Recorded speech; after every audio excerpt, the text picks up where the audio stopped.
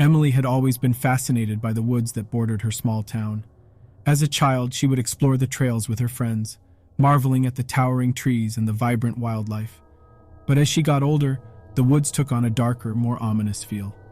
Stories began to circulate about strange noises coming from the woods at night, and sightings of strange, shadowy figures lurking among the trees.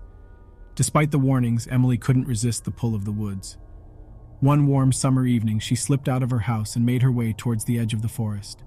The sun was setting, casting a warm glow over the trees, and the chirping of crickets filled the air.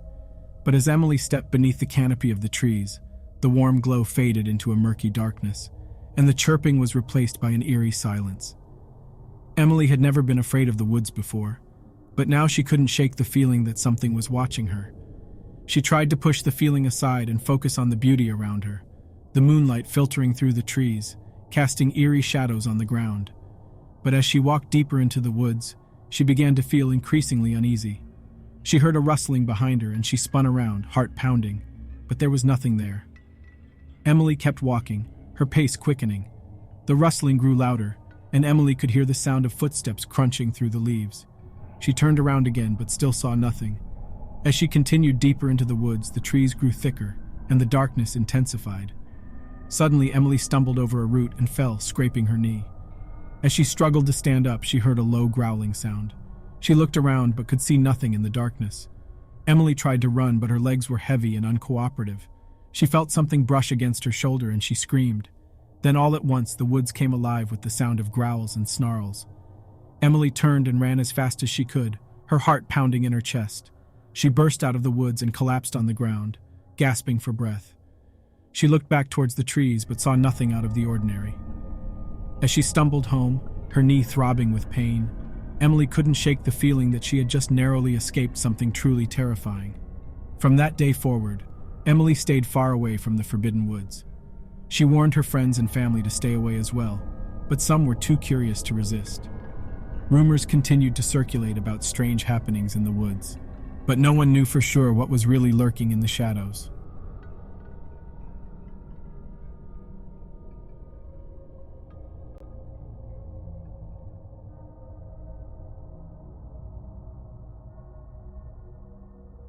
Maria loved to hike in the woods alone. It was her way of disconnecting from the chaos of the city and reconnecting with nature. She knew the woods like the back of her hand, or so she thought. But one day, as she was hiking along a familiar trail, she took a wrong turn. At first, she didn't realize her mistake. The woods looked the same as always, with the trees towering above her and the leaves rustling in the breeze. But as she walked further, she began to feel uneasy. The trail was unfamiliar and she didn't recognize any of the landmarks. Maria tried to retrace her steps, but the trail seemed to twist and turn in ways she didn't remember.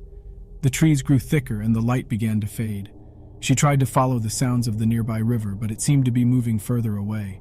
Panic began to set in as the realization hit her that she was lost. The woods were quiet, save for the sound of her own labored breathing. She couldn't shake the feeling that something was watching her, and she quickened her pace, stumbling over roots and rocks. As the sun began to set, Maria's heart sank. She had no shelter, no food, and no idea how to find her way back to the trail. She knew she needed to keep moving if she wanted to survive the night. But as she walked, she heard a faint whispering sound in the trees. It sounded like someone was calling her name. Maria stopped in her tracks, heart pounding in her chest. She looked around but saw no one.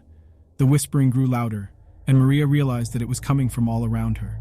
She tried to block it out, but it seemed to be inside her head. The voices grew more urgent, urging her to follow them. Maria began to run, but the whispering only grew louder.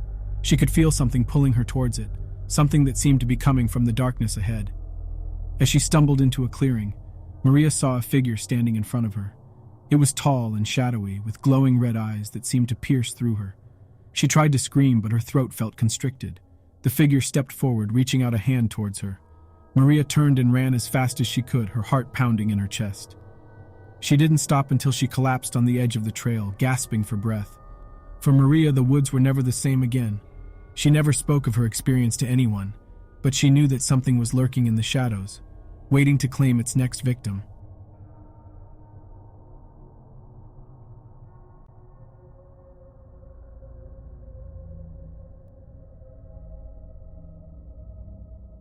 When Mark set out on his annual hunting trip in the deep woods, he had no idea what was in store for him. He was an experienced hunter, and the woods were familiar to him. But something was different this time. As Mark followed a deer trail deep into the woods, he heard a strange noise. It was a low growling sound, and it seemed to be coming from all around him. Mark froze in his tracks, listening intently. The growling grew louder, and Mark realized that it wasn't an animal at all. It was a voice, a deep and menacing voice that seemed to be speaking in a language he didn't understand. Suddenly, the trees around him began to shake, as if something large and heavy was moving through them. Mark looked up and saw a dark figure looming over him. It was humanoid in shape, but it had long, twisted horns and glowing red eyes. Mark tried to run, but his legs felt like lead. The figure reached out a hand and touched his forehead, and Mark felt a surge of pain shoot through him. The last thing he remembered was the figure's cold, mocking laughter. When Mark woke up, he was lying on the forest floor, with no memory of what had happened. His hunting rifle was gone, and he had a deep gash on his forehead. He stumbled to his feet, disoriented and confused. As he made his way back to his campsite, Mark began to notice strange things happening around him. His food and supplies were missing, and he felt like he was being watched at all times. The woods seemed darker and more sinister than ever before. Days turned into weeks, and Mark was unable to find his way out of the woods. Every time he thought he was making progress, he would find himself back where he started, and every night he would hear the growling voice speaking in the darkness, taunting him. Mark soon realized that he was cursed. The figure in the woods had placed a curse on him, trapping him in the woods forever. He was forced to survive on his own, living off the land and always on the lookout for danger. Years passed, and Mark became a shadow of his former self. His hair and beard grew long and tangled, and he spoke to himself in whispers. He had become a hermit living in fear of the cursed woods. One day, a group of hikers stumbled upon Mark's campsite. They were horrified by what they found. Mark was dead, surrounded by his own filth and decay. His body was covered in strange symbols, and his eyes were wide open in terror. The hikers realized that they had stumbled upon something ancient and evil in the woods. They left the cursed place as quickly as they could, praying that they would never return.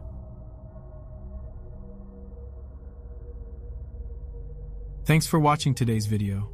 Please consider subscribing and hitting the like button. It really helps us out.